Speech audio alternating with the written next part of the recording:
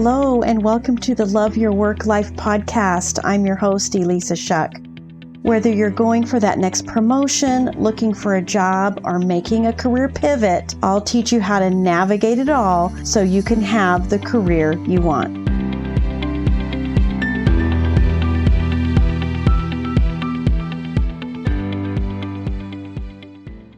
You're listening to episode 55. There's been something that's been going on in my mind, literally for my entire working life. I'll be straight about that. But more recently, because I find that a lot of clients come to me feeling kind of confused about how to leverage their career history and accomplishments towards the new thing they want to do. And it's so interesting because they even see some of their past as an obstacle to doing what they want to do.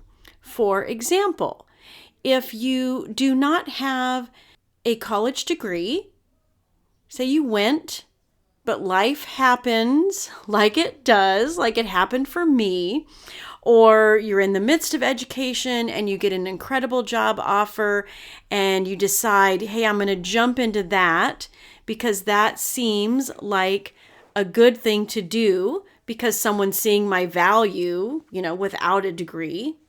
It happens for sure.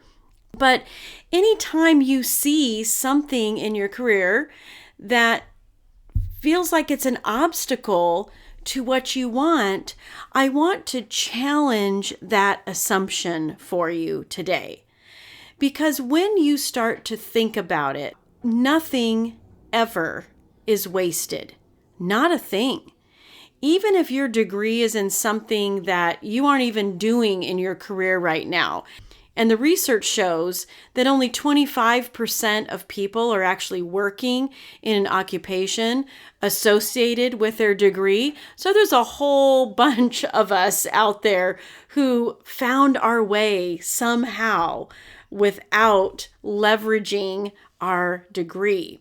So when you start realizing that absolutely nothing is wasted, including the degree that you walked away from, the education that you walked away from in pursuit of something else, anything at all that your brain is telling you is an obstacle, flip the script on that and start to look for ways that it might actually have added value to your life, to your career. It's a way for you to start to break through what feels like has you stuck or might be preventing you from getting what you want when you first just decide. It's literally just a decision, friends, to decide that nothing has been a waste. It might have been an interesting detour. Maybe it didn't pan out exactly the way you thought it would, but you can redefine that for yourself. You can create the narrative about that you want in your own head and in a way that serves you. And here's why I'm so passionate about this. Because as I was navigating my career, and all of the ups and downs, restructured out a few times. I got a demotion at one point. We won't go there, retail, enough said. But every time that happened, I looked at it as what is next for me? And I'm not saying that my brain operated perfectly, positive thinking, all that. It doesn't. I'm human. And, stuff happens. I get it. It's not always great. But I do have some natural behavioral strengths that lean that way. It's actually why I really love to coach, because looking for the golden nuggets of value, maximizing potential is something that I love to do for other people, and it's something that I've done for myself. And the way to do that is, as I said, number one, nothing is wasted. And number two, you're looking for the common threads. You're looking for the way some people might say it, the essence of yourself in all of the roles and occupations that you've had over the years. There is something there under the surface that aligns to you and who you are as a human with your unique qualities, attributes, characteristics, and strengths that is a common thread. And when you start looking for the common thread, you start seeing possibilities. And it's so weird how that happens, that actually acknowledging your past, that there's some weird common thread going on there, and that absolutely nothing about it was wasted, actually gives you the opportunity to see potential for yourself going forward. It's kind of like, what's that old saying, those who fail to see history are doomed to repeat it. It doesn't have to be doomed. It can actually be acknowledging your history, looking for the common threads, looking for those underpinnings of workplace strengths and behaviors, actually gives you some insight to what you might want to do, not at all in a limiting way, but in a way that's full of possibilities and options. I think I mentioned last week that I'm listening to Rob Bell's audiobook, Handling Your Fire. Now, I jumped right to the burnout chapter, I'll admit, because I have so many clients who are suffering from burnout and who have, as I mentioned in that last podcast episode, these burnout undercurrents going on that really require you to dig a little deeper to figure out what's happening. Well, at the beginning of the book, Rob is talking about the thread and the setup. And the thread is a lot of what I just talked about. It's really a self-awareness. It's understanding who you are at a deeper level and how your uniqueness infiltrates, influences, informs all of the things that you do. The setup, as he calls it, is the way your thread, the way you do the things that you do. There's lots of options when it comes to that. And the setup is really just the expression of who you are. The what you do is the form, is the setup. The who you are is the thread. So when you start thinking of it in this way, and you start thinking that who you are is the constant, you're going to evolve, you're going to change, you're going to develop. But one of the things I love about the personal strengths survey that have all my participants in Job Search Field Guide take part in is because it shares an amazing list of strengths, characteristics, all of the goodies and goodness and awesomeness that you bring to your roles. But the cool thing about it is it's not limiting. And it's all strengths, and it's all kind of this really amazing way to validate everything that you bring to the table so that you start seeing how this has been part of you for forever. That this is just what makes you tick. This is the way your brain works. This is your behavior. And when you start to get that first, then you realize the setup or the form or the expression of you actually has multiple ways of intersecting the world. I don't know if I'm saying that quite right, but there's lots and lots of ways for you to express who you are in a job. Another interesting thing that I learned from Donald Clifton was that oftentimes when you are attracted to something, there's something about a role, there's something about a job description that suddenly sparks for you. And it might be something new even. It might be something that you've never actually done before, but there's something that resonates for you, then it's very likely part of you, part of that essence, part of that thread of who you are. That's actually why you're attracted to it. So it deserves a little attention. It deserves to be investigated, maybe even developed, so that you can use it in your next setup, your next job, your career move, the thing that you want to pivot to. This is what gives you the sense of possibility, self-awareness, and then understanding that there's lots and lots of ways for you to express your skills, strengths, and abilities in jobs.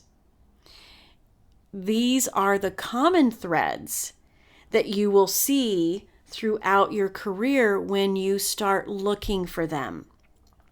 And you're going to have different chapters. I think back on my career, and every time I was laid off in a restructure, I would think, what is this next chapter going to be about? What is it about the roles I have had and the role I'm leaving that are my favorite things to do? How do I connect with those favorite things? And how might I use those in my future role? Because it's absolutely possible to look at your job search from that perspective. You don't have to keep doing the things that you don't want to do, but you've got to decide that for yourself first. And then you can do fun things like Boolean search strings on LinkedIn using just your strengths as keywords and see what kinds of roles come up in the search results. It is so cool, and it starts to open up your eyes to what's possible when you do that. But then you get to decide which thread you're going to tug on, which thread you're going to pull and say, no, this is the new thing I'm going to do. This is the thing I'm going to leverage. So not being tied to doing something just because you've always done it is such a key component of a successful job search. A job search that actually feels good instead of hard. I get so tired of seeing posts over and over. A job search is hard. Listen, if you think of it that way, that's exactly the way it's going to be. When you start thinking that your lack of degree is an obstacle, in your mind, it's an obstacle, which means you're going to be transferring that obstacle thought in energy to the other person. It's just physics, my friends. I'm not trying to be woo-woo here. I'm just trying to talk about the physics of the way things work. When you actually decide that there's nothing about your career history that is an obstacle for your future, it stops being an obstacle at that moment. Now, you may have to remind yourself occasionally, we do have those primitive brains that like to toss up some unhelpful thoughts on occasion. But you can just go back to that decision. No, it's not an obstacle. It wasn't a failure. It was just something that didn't turn out the way I thought it might. There is absolutely nothing about your career that's a waste or a failure. And there are a lot of common threads in there that once you start paying attention will give you clues as to what might be next for you. And when you let go of the past, when you release those emotional attachments, when you realize, like I had to at one point, that my career in the footwear industry was over, maybe I grieved a little bit. Of course. I love that industry. It was amazing. I learned so much. I made some great connections and developed some awesome relationships.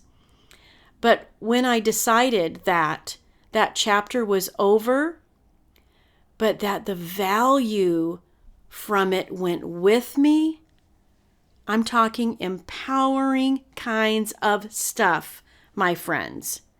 That's exactly how I want you to look at your career.